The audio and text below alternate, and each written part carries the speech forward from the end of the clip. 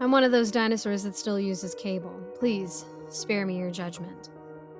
I like having our town's local news playing in the background. It's occasionally informative, but more often than not, the headlines are light. In such an eventful and politically charged time, it's nice to give my brain a break by switching to a channel where half of the stories are about old animals celebrating their birthdays, traffic in the area, and upcoming fireworks celebrations. Tonight, for the most part, hadn't been much different. The anchors, Michael and Priya, were their usual selves, some banter, some very boring headlines, and then a cut to what's-her-name on the street doing interviews about I forgot and not really important. So you can probably imagine I had to do a double take when Michael casually dropped the following headline. And in breaking news, residents of our county have been asked to close their windows, pull back their curtains, and stay indoors. Apparently, there's been some sort of chemical leak at a nearby plant, so locals are being asked to take precautions. This request is coming from the government. As is this breaking news, Priya chimed in. We are currently waiting for information on exactly what took place at the plant, and of course, just how dangerous this all might be. What? Some sort of chemical spill in our area was a pretty big deal. It was strange to see the report delivered so nonchalantly from the anchors. I googled my town and the words spill or leak or hazard, and nothing came up. I switched stations to more mainstream news channels, CNN, but nothing about this was being covered there either. I figured maybe this wasn't such a big deal, or it was too new for anything outside of local media to report on just yet.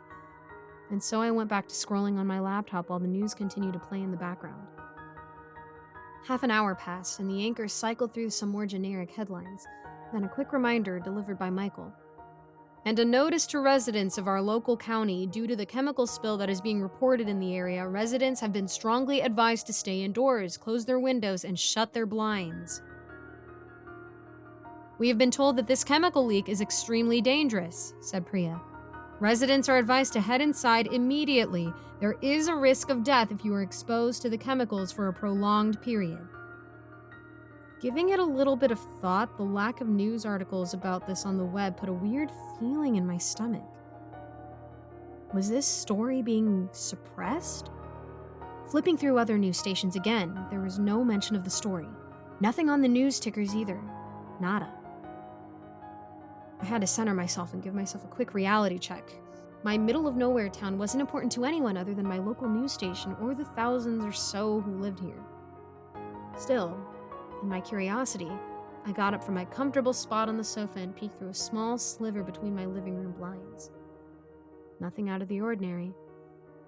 Cars in their driveways, most of the lights in the nearby houses were off. It's midnight. A couple of solitary bedroom lights on. Pretty tame, all in all. I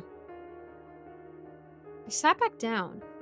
This was probably the most tuned in I had ever been to the news. To my surprise, some really strange banter between Michael and Priya was playing out. I almost wonder if we're safe in here, Michael started. Priya giggled. What, are you thinking this building isn't safe and they'd all have us deliver news about a leak we're susceptible to?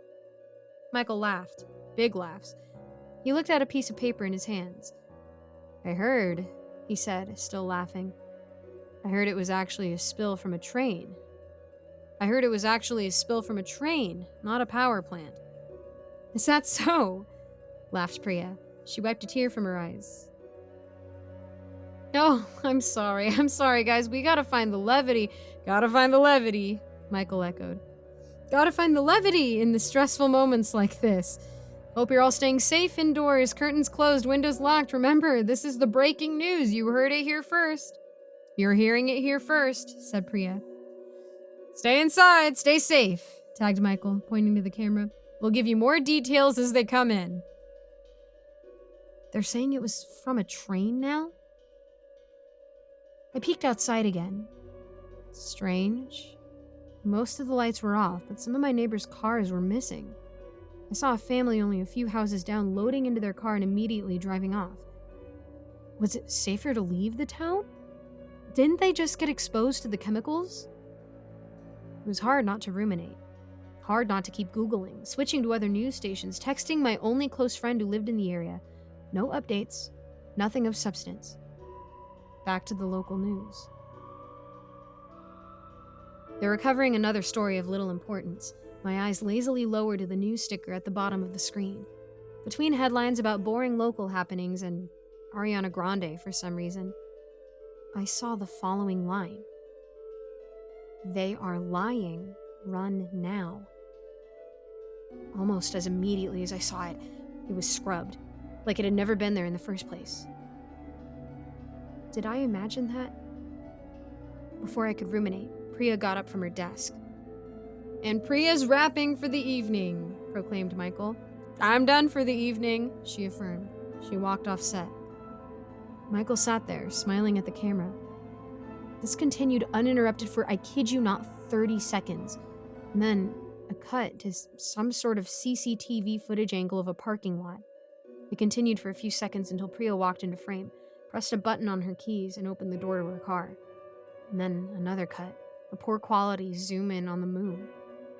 Not a full moon, mind you. It was partially obscured. I think the stage is called waxing gibbous? Waning gibbous, maybe? Doesn't matter. 30 seconds of this. A shaky camera. And then another cut. The camera was back at the parking lot. Priya and her car were gone. All of the cars in the parking lot were gone, actually. And then we were back with Michael. What in the world? Michael went on to the next story. "Coming up next, this former circus bear is celebrating his 18th birthday, only this time this birthday comes with a dash of newfound freedom. We'll show you the heartwarming story of Binky and how he's enjoying his new life in the sun."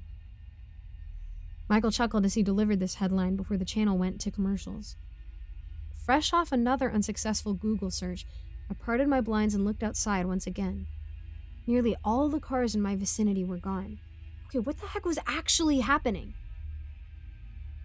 The noise from the TV transitioned back to the distinctive tones of the local news channel. That must have been like a 10-second commercial break. "Thank you for joining us this evening. This is Michael signing off. Bye-bye now. Stay indoors. Stay safe. Close your windows. Inside now, all right?" I backed away from the window and caught the last leg of Michael's broadcast. He'd gotten up from his desk and had walked over to the camera. An absurdly big smile on his face. Smiling with his eyes, too. Joyful. Then, without hesitation, he softly picked up the camera while giggling and moved it to the left to expand the frame beyond the anchor desk and the small set that he and Priya were on. Beyond the set, there was nothing. It was a black void. He then turned the camera all the way to the right, past the anchor desk and set again. Nothing. Another endless black void.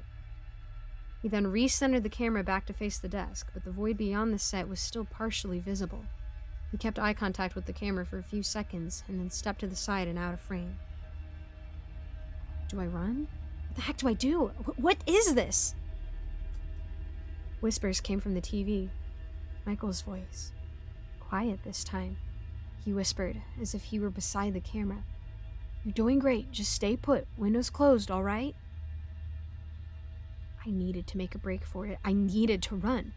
And hey, because I like you, a little tip. He likes it when you stand in front of the bathroom mirror. He paused to giggle to himself. He likes it. Just stand still in front of the mirror, won't you? Stay put. He'll come get you soon. You did great. You're doing great. You'll be here with us soon. The channel cut to commercials right after that. A few seconds of stillness, and then I heard a rattling coming from my bathroom down the hallway. I froze in fear, hoping the sound would go away. Instead, it got louder and more aggressive. It was the sound of something cracking, fracturing. As I made a break for it, I heard my bathroom mirror shatter. Immediately, I raced down the stairs to my front door. As I did, I heard the generic commercial on my TV say the following line. The all-new Cozy Comfort Cushion. So cozy you want to stay put because the best place to be is right where you are. I unlocked my door as the audio from the commercial started warping. Stay put. Be right where you are. Don't leave. As I swung the door open and prepared to run to my car, I felt something grab at the back of my shirt, pulling me back in. It felt both light and like the heaviest thing I'd ever felt. I'm not sure where the willpower in me came from to escape its grasp, but I writhed and fought with all my might. I was able to break free from its hold, run to my car, and drive off, not taking a single moment to look back at whatever was trying to pull me in. I've been driving for a few hours now. I've texted a few friends, and I'm doing everything in my power to make sense of the inexplicable events that have taken place this evening. The fact that the GPS in my car keeps rerouting to the broadcast studio of my local news network isn't helping.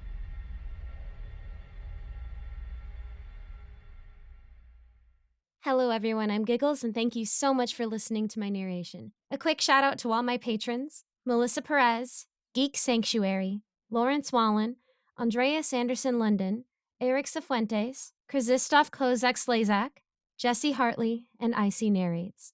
If you want to become a patron today, you can check out the link in my description below. And as always, thank you so much for your support. I'll see you in the next video.